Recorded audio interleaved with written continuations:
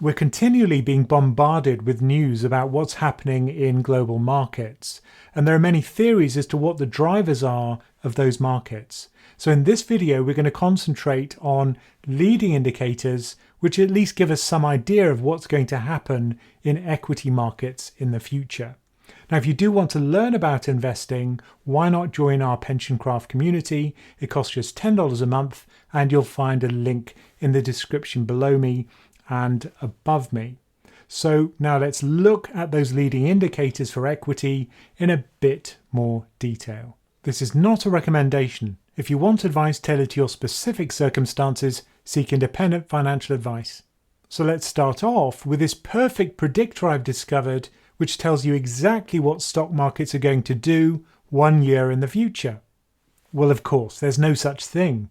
And whenever we think about these indicators, bear in mind that none of them is perfect. None of them are even near perfect. So really what you have to do is gather many of these indicators together and see what kind of a picture they're making overall. And even then, we still don't know exactly what's going to happen to equity markets in the future. So these are all just a guide, and they are not infallible.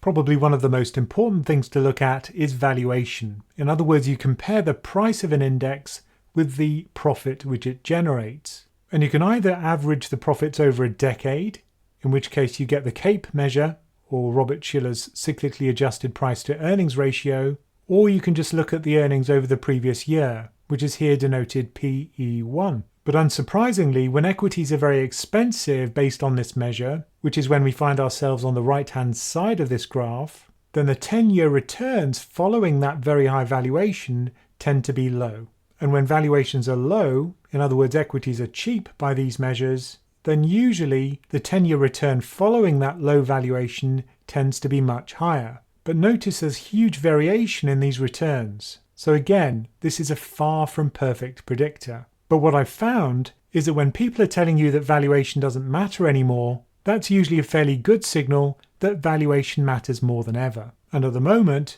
US valuations in particular are very high indeed, which in turn suggests that the returns we'll see over the coming decade will probably not be great. The credit market is a fairly good leading indicator of what's going to happen with equity. And a really good way to get a handle on what's happening right now with credit in the US is to look at the Senior Loan Officer Opinion Survey on Bank Lending Practices. And because that's a bit of a mouthful, most people call it the SLOOS survey, based on its initials. The latest one, published in July, was based on data from 75 domestic US banks, but also some US branches of foreign banks. And in what follows, you'll see the initials C and I, which refers to commercial and industrial loans. And the key question to look at is whether it's easier or harder for a company to get a loan. And if we look at the July data, the SLOOS survey showed that credit conditions tightened. In other words, it became more difficult to get a loan. And that was true for firms of all sizes, small, medium, and large.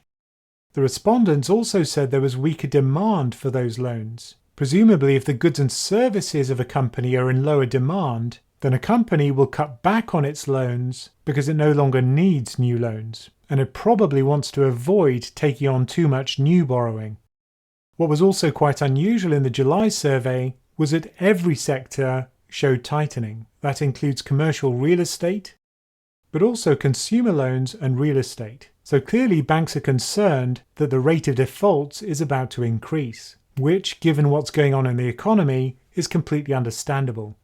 The SLOOS survey tells you what percentage of banks are tightening their loan standards. And if that number's positive, then that means that credit is harder to come by. Or in other words, credit is tightening. If the number's negative, then that suggests that banks are easing their credit standards, which means that it's easier to get a loan. What I've done here is superimposed the annual returns of the S&P 500 in red. And what's interesting is that when we have easy credit conditions, when this number's negative in blue, that tends to be periods when we have very good equity returns. But during this period here, you can see that the credit conditions were gradually tightening, but equity returns were still positive at this point, just after 2000. But not long afterwards, we saw the equity market start to sell off, and this was the bursting of the dot-com bubble in 2001. Then we had a period of easy credit conditions when equity markets performed well, but then again we started to see credit conditions tightening leading into the financial crisis, and then we saw equity markets sell off. And in the last decade, we've had a very easy set of credit conditions, and of course an equity market rally that goes hand in hand with that. But after the pandemic, we've seen 2 quarters of very severe tightening of credit conditions. If we zoom in on the period after 2018, you can see that in a bit more detail. Notice how the SLOOS survey looks quite blocky because it's only published every quarter, but you can see that successive tightening in the last 2 quarters very clearly, along with that equity rally. Now, of course, this isn't a perfect indicator, but it does show that credit conditions are at odds with what's happening in the equity market.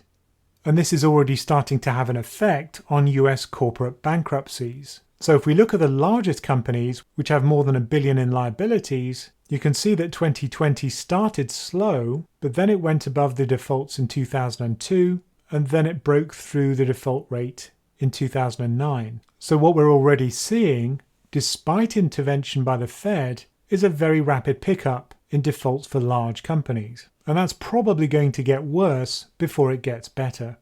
So those are the indicators which I usually look at, but there are many others out there. As you can see in this tweet from Zero Hedge, which refers to 19 indicators which the Bank of America Merrill Lynch has created for the US equity market, which it calls its bear market signposts. In the media, you see how many of those signposts are currently flashing red. So here in October 2018, 14 of the 19 indicators were suggesting we were going to get a sell-off. And in this update, you can see that 11 of the 19 had been triggered. Now, I don't have data for all of these, but we can look at some of them. The most obvious one is the federal funds rate, which is set by the US Central Bank.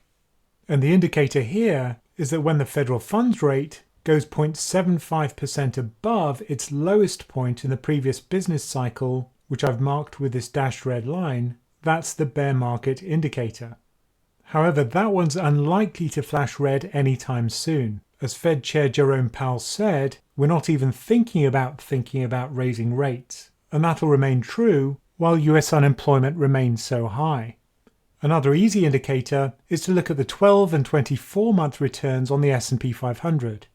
The 12-month returns are on the top panel and the 24-month returns are on the bottom panel. And the indicator here is when this 12-month return is more than 11%, which again is marked with a red line, and when the 24-month return goes above 30%, which is the green line. You can see at the end of August in 2020, the 12-month return has just gone into danger territory, but the 24-month return is still well below its threshold. So you could say that that signal is just flashing amber. Another one which tends to spook markets is when the US yield curve inverts. What that means in practice is that short-term interest rates are bigger than long-term interest rates. And here I've compared the 10-year Treasury rate with the 3-month Treasury rate. Now notice that there was a double dip here just before we had the recession. But of course the double dip wasn't the cause of the recession, that was the pandemic. And currently, because Fed rates are so low, it's unlikely that the yield curve will invert again. But it isn't too far from that inversion. Another bear market indicator is the level of the VIX index of implied volatility. And the threshold here is a value of more than 20%. And you can see that since the sell-off in March, when VIX peaked above 80%, the value of volatility has still remained high, even though we've seen a very sharp rally. And the value of VIX is still above that 20% threshold, but only just. And finally, we'll look at the rule of 20, which is a combination of valuation. So you look at the trailing price to earnings ratio for the S&P 500 and you add the rate of inflation. Well, in fact, you don't need to add inflation at all because trailing price to earnings, according to FactSet, are already at about 22. But if we were to add inflation, it would add just 1%, taking us to 23. So as we said at the beginning, none of these indicators is perfect, and none of them by themselves gives us a perfect predictor of what's going to happen. But it's notable that many of them are still flashing red, but certainly not all of them. So it seems as if we still are vulnerable to a sell-off in the equity market based on several of these indicators. If you do enjoy these videos, then please consider supporting us on Patreon. You'll see a link on the far right-hand side of this page, and you'll also see how to sign up for our free weekly market roundup, where we talk about what's going on in markets, but also talk about how economics is affecting markets. So, as always, thank you for listening.